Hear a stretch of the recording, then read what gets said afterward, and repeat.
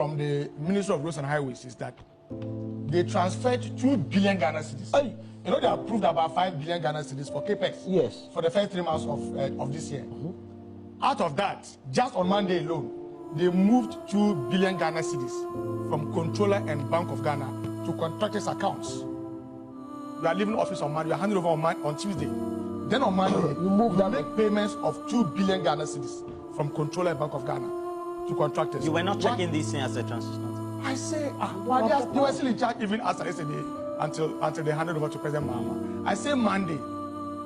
So all you could do was just whistle-blow. You can't do anything. And that's the ministry that they gave someone a director and then they change him within a week? Exactly. 2 billion people Monday. And this fuel matter, in the last 8 years, even the family members of Akuffo Addo have been fighting over who to import crude for our plants. Because, you know what, Prof? It is a very lucrative business. Just imagine for every month, $40 million US. Hey. That's how much we used to import. So they are expecting President Mahama in the NDC today to cough out $40 million US just to import fuel for 1 month.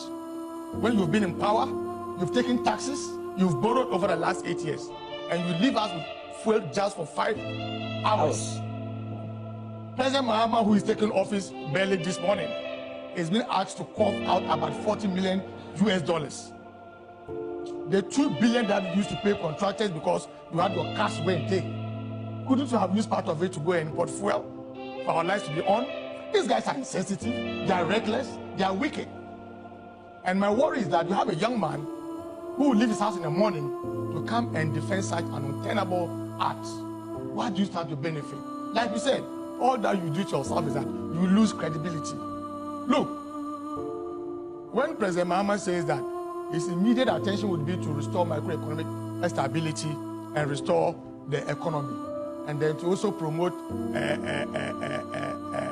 a good business environment, it will all rely on power. Absolutely. Regular supply of power. Even if the cost is high, businesses need to plan.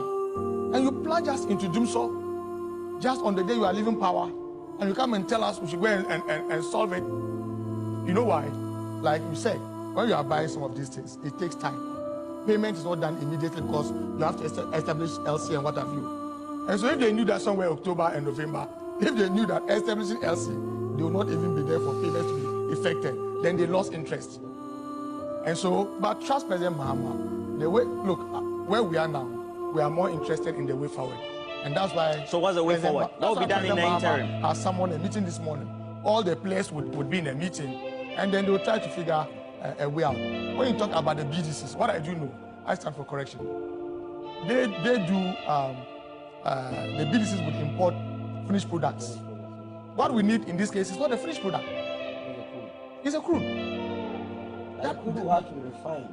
They have a way they also process it, not the one that we use in our filling stations. Yes, so the BDCs import finished products for of our OMCs to also sell. But what we need here is entirely different. And so President Mahama has a very hefty tax this morning.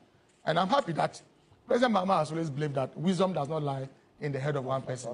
And so he's not just depending on the likes of Ajinapoy and Co. He's engaging all the team players. Come, open their books and let us see. Let us know the truth. And then we will communicate same to the Ghanaian public.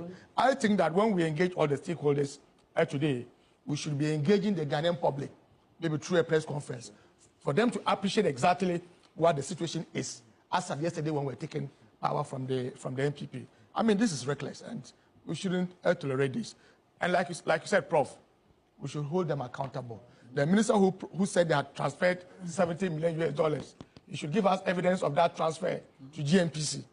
Look, energy sector debt alone, 2.5 billion. I get into 3 billion. 2.5 billion US. At the exchange rate of 15 Ghana cedis, that gives you about 40 billion Ghana cedis. And so when you are talking about the national debt, a lot of issues comes into play. And so when you talk about 800 billion, that sits at the Bank of Ghana as debt. We are looking at what we owe road contractors, energy sector debt. All of this will come into play. And so President Mahama has a very tough task. So just to also bring some clarity.